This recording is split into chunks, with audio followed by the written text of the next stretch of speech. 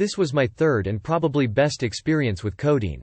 I still had pills left over from when I had wisdom tooth extraction, and I had been using them as shortcuts to getting totally ripped by combining them with alcohol, especially when I was broke.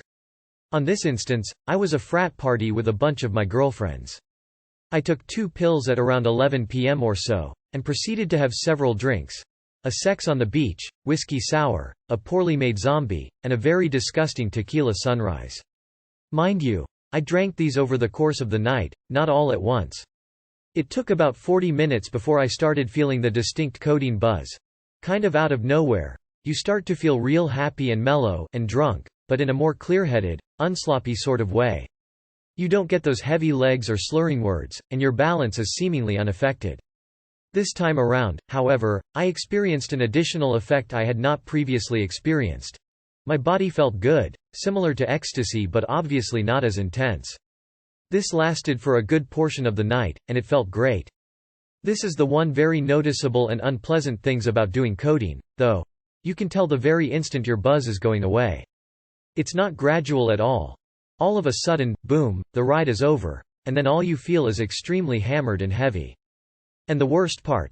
The nausea kicks in, and it doesn't go lightly on you either.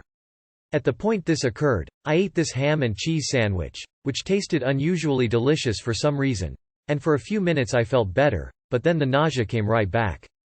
Then I had hiccups for about 45 minutes, and was generally in a gross mood. Everyone else was drunk and annoying me half to death. The whole ride lasted maybe 4 hours.